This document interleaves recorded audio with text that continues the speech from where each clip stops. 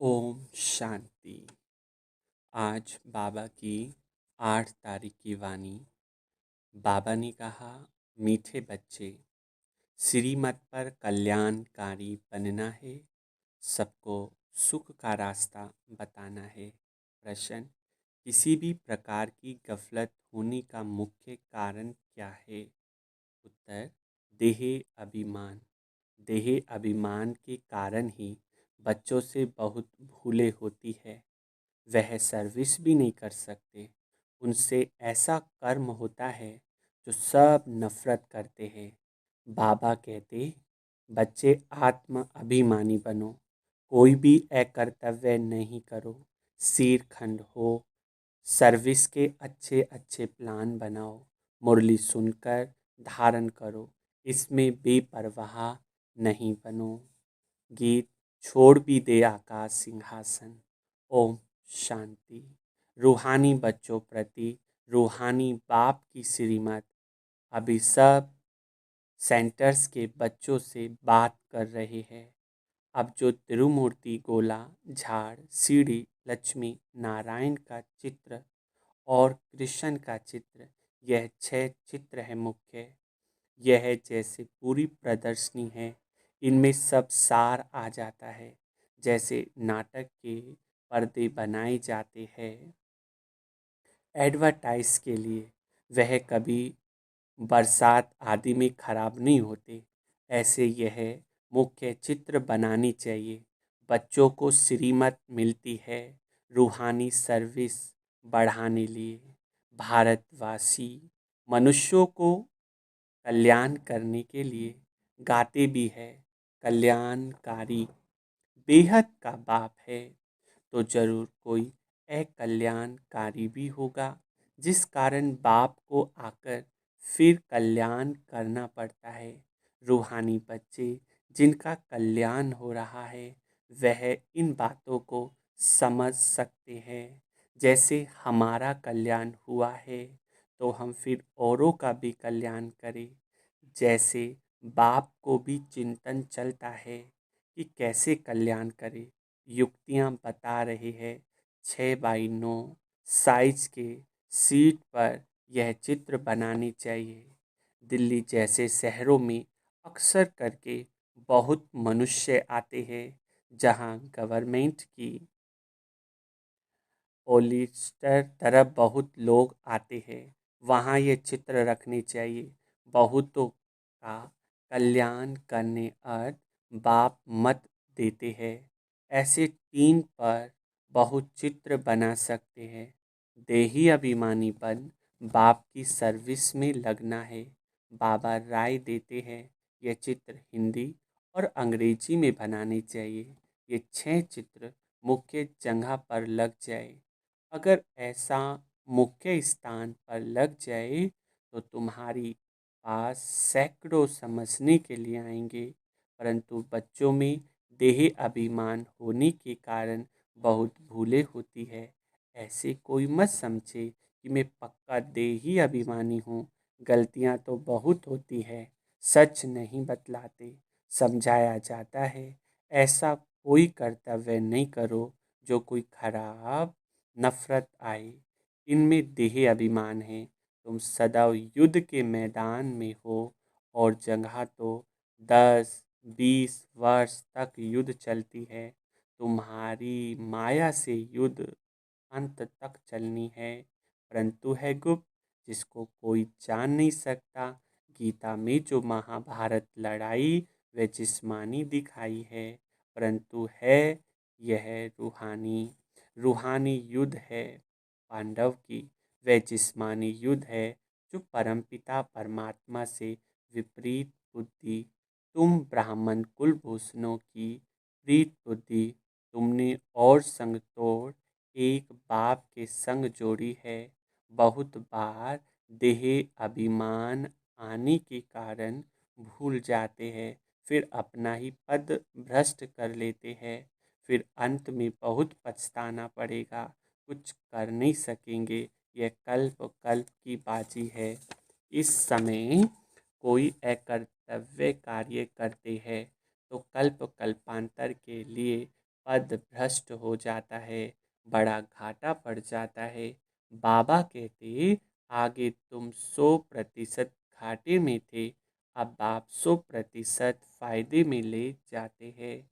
तो श्रीमत पर चलना है, हर एक बच्चे को कल्याणकारी बनना है, सबको सुख का रास्ता बताना है। सुख है ही स्वर्ग में, नर्क में है दुख क्यों। यह विशिष्ट दुनिया वह वाइसलेस थी, अब विशिष्ट दुनिया बनी, फिर बाप वाइसलेस बनाते हैं। इन बातों को दुनिया में कोई नहीं जानते हैं। तो मुख्य ये चित्र परमानेंट स्थानों पर लगने चाहिए। पहला नंबर दिल्ली, मुख्य सेकंड बॉम्बे और कलकत्ता। कोई को आर्डर देने से सीट पर बना सकते हैं। आगरा में भी घूमने के लिए बहुत जाते हैं। बच्चे सर्विस तो बहुत अच्छी कर सकते हैं, और भी कुछ कर्तव्य करके दिखाए। यह चित्र बनाने में कोई तकलीफ नहीं, सिर्फ एक्सपीरियंस चाहिए। बच्चे बड़े चित्र हो तो कोई दूर से भी पढ़ सकते हैं। गोला भी बड़ा बन सकता है, सेफ्टी से रखना पड़े, जो कोई खराब ना करे। यज्ञ में असुरों के विघ्न पड़ते हैं, क्योंकि यह नई बातें ये दुकान निकाल बैठे हैं। आखिर में सब समझ जाएंगे कि हम उतरते आए, जरूर कुछ खामी है। बाप है ही कल्याणकारी, वही बता सकते हैं कि भारत का कल्याण कैसे और कब हुआ। भारत को तमो प्रधान कौन बनाते, फिर सतो प्रधान कौन बनाते, यह चेक कैसे, यह चक्र कैसे फिरता है, कोई नहीं जानते। संगम युग को भी नहीं जानते। समझते हैं भगवान युगे युगे आता है। कभी कहते भगवान तो नाम रूप से न्यारा है। भारत प्राचीन स्वर्ग था, यह भी कहते हैं। क्राइस्ट से 3000 वर्ष पहले देवताओं का राज्य था, फिर कल्प की आयु लंबी दे दी है। तो बच्चों को देही अभिमानी बनने की बड़ी मेहनत करनी है। आधा कल्प सतयुग और त्रेता में तुम आत्माभिमानी थे, परंतु परमात्मा अभिमानी नहीं थे। यहाँ तो फिर तुम देही अभिमानी बन पड़े हो, फिर देही अभिमानी बनना पड़े। यात्रा अक्सर भी है, परंतु अर्थ नहीं समझते। मन मना भाव का अर्थ है रूहानी यात्रा पर रहो। हे आत्माएं, मुझ बाप को याद करो। कृष्ण तो ऐसे कह न सके, वह गीता का भगवान कैसे हो सकता है। उन पर कोई कलंक लग न सके।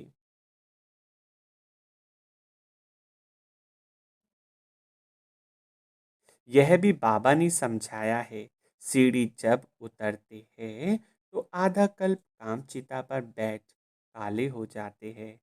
अब है ही आयरन एज, उनकी संप्रदाय काली होगी, परंतु सबका सांवरा रूप कैसे बनाए।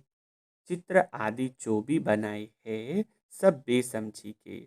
उसको ही शाम फिर सुंदर कहना, ये कैसे हो सकता है।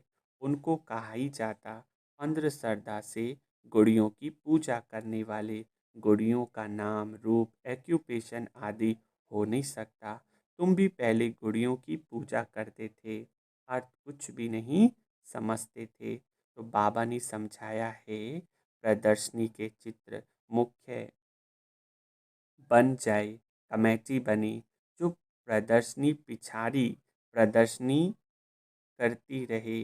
बंधन मुक्त तो बहुत है, कन्याएं बंधन मुक्त है, वानप्रस्थी भी बंधन मुक्त है। तो बच्चों को डायरेक्शन अमल में लाना चाहिए। यह मुख्य पांडव कोई को भी पहचान में नहीं आ सकते। बाप भी गुप्त है, ज्ञान भी गुप्त है। वह मनुष्य मनुष्यों को ज्ञान देते हैं। यहाँ परमात्मा बाप ज्ञान देते आत्माओं को, परंतु यह नहीं समझते कि आत्मा ज्ञान लेती, क्योंकि वे आत्मा को निर्लेप कह देते। वास्तव में आत्मा ही सब कुछ करती है।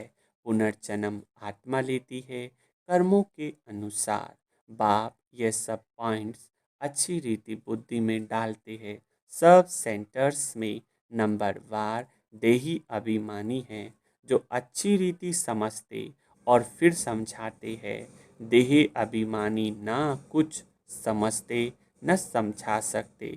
मैं कुछ समझाती नहीं, यह भी देह अभिमान है। अरे तुम तो आत्मा हो। बाबा आत्माओं को बैठ समझाते, दिमाग ही खुल जाना चाहिए। तकदीर में नहीं है तो खुलता ही नहीं। तो बाप तदबीर कराते, परंतु तकदीर में नहीं है तो पुरुषार्थ भी नहीं करते। है बहुत सहज, अल्फ और बेसमझना है। बेहद के बाप से वर्षा मिलता है। तुम भारतवासी सब गॉड गॉडेज थे। प्रजा भी ऐसी थी। इस समय पतित बन पड़े हैं। कितना समझाया जाता, अपने को आत्मा समझ, बाप को याद करो। बाबा कहते, बच्चे हमने तुमको गॉड गॉडेज बनाया, तुम अब क्या बन गए हो। यह कुंभी पाक नर्क विषय वैतरणी नदी में मनुष्य जाकर पंछी आदि सब एक समान दिखाते हैं। यहाँ तो मनुष्य और ही खराब हो पड़े हैं। मनुष्यों में क्रोध भी इतना है, लाखों को मार देते हैं। भारत तो वैशाल्य बन पड़ा, फिर इनको शिवालय शिव बाबा ही बनाते हैं। बाबा कितना अच्छी रीति समझाते, डायरेक्शन देते, ऐसे ऐसे करो, चित्र बनाओ, फिर जो बड़े बड़े मनुष्य हैं उन्हों को समझाओ। यह प्राचीन योग, प्राचीन नॉलेज सबको सुनानी चाहिए। हाल लेकर प्रदर्शनी लगानी है। उन्हों को तो पैसे आदि कुछ नहीं लेने चाहिए। फिर भी जो ठीक समझो, जो किराया लो। चित्र तो आप देखो, चित्र देखेंगे तो फिर झट पैसा वापस कर देंगे। सिर्फ युक्ति से समझाना चाहिए। अथॉरिटी तो हाथ में रहती है ना, चाहे तो सब कुछ कर सकते हैं। वे थोड़ी ही समझते हैं। विनाश काले विपरीत बुद्धि, तो विनाश को प्राप्त हो गए। पांडव ने तो भविष्य में पद पाया, सो भी राज्य पीछे भविष्य में होगा, अभी थोड़ी ही होगा। ये मकान आदि सब टूट जाएंगे। अब बाबा ने समझाया है, प्रदर्शनी भी करनी चाहिए। खूब अच्छी तरह से कार्ड पर निमंत्रण देना है। तुम पहले बड़ों को समझाओ तो मदद भी करेंगे, बाकी सोए नहीं करना। कई बच्चे देह अभिमान में सोए रहते। कमेटी बनाई, शीरखंड हो, प्लान बनाना चाहिए। बाकी मुरली नहीं पढ़ेंगे तो धारणा कैसे होगी। ऐसे बहुत बेपरवाह है। अच्छा, मीठे मीठे से खिले दे बच्चों प्रति माता पिता बाप दादा का याद प्यार और गुड मॉर्निंग। रूहानी बाप की रूहानी बच्चों को नमस्ते। रूहानी बच्चों की रूहानी माता पिता बाप दादा को याद प्यार गुड मॉर्निंग और नमस्ते। धारणा के लिए मुख्य सार 2 पॉइंट। देही अभिमानी बनकर सर्विस की भिन्न भिन्न युक्तियाँ निकालनी है। आपस में शीरखंड होकर सर्विस करनी है। जैसे बाप कल्याणकारी, ऐसे कल्याणकारी बनना है। दूसरा, प्रीत बुद्धिपन और संग तोड़, एक संग जोड़ना है। कोई ऐसा अकर्तव्य नहीं करना है जो कल्प कल्पांतर के लिए नुकसान हो जाए। वरदान, सदा उमंग उत्साह में रहे, चढ़ती कला का अनुभव करने वाले महावीर भव। महावीर बच्चे हर सेकंड, हर संकल्प में चढ़ती कला का अनुभव करते हैं। उनकी चढ़ती कला सर्व के प्रति भला अर्थात कल्याण करने की निमित्त बना देती है। उन्हें रुकने व थकने की अनुभूति नहीं होती। वो सदा अथक, सदा उमंग उत्साह में रहने वाले होते हैं। रुकने वालों को घोड़े सवार, थकने वाले को प्यादा और जो सदा चलने वाले उनको महावीर कहा जाता है। इनकी माया के किसी भी रूप में आँख नहीं डूबेगी।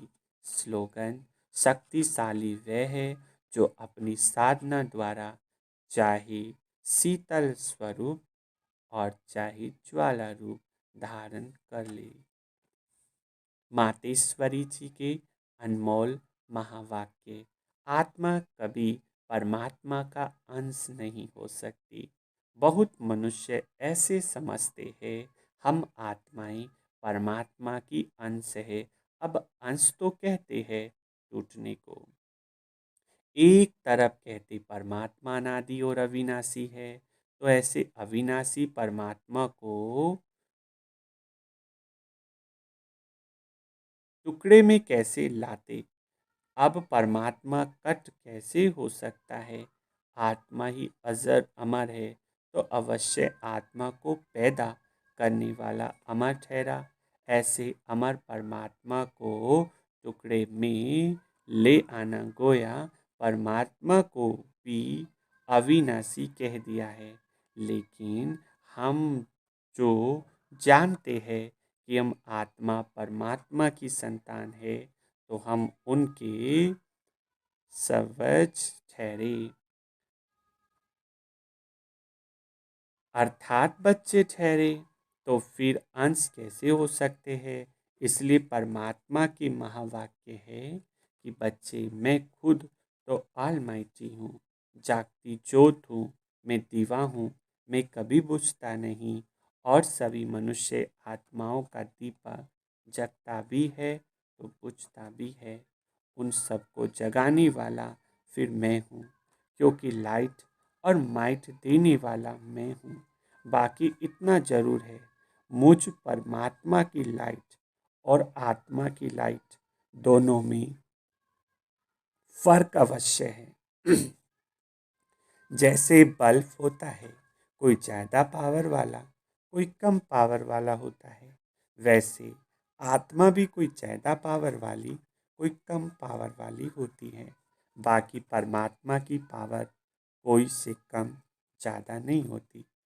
तभी तो परमात्मा के लिए कहते हैं परमात्मा सर्वशक्तिवान, अर्थात सर्व आत्माओं से उसमें शक्ति ज़्यादा है। वही सृष्टि के अंत में आता। अगर कोई समझे परमात्मा सृष्टि के बीच में आता, अर्थात युगे युगे आता है, तो मानो परमात्मा बीच में आ गया, तो फिर परमात्मा सर्वसे श्रेष्ठ कैसे हुआ। अगर कोई कहे परमात्मा युगे युगे आता, तो क्या ऐसा समझे कि परमात्मा घड़ी घड़ी अपनी शक्ति चलाता है। ऐसे सर्वशक्तिवान की शक्ति इतने तक है। अगर बीच में ही अपनी शक्ति से सबको शक्ति अथवा सद्गति दे देवे, तो फिर उनकी शक्ति कायम होनी चाहिए।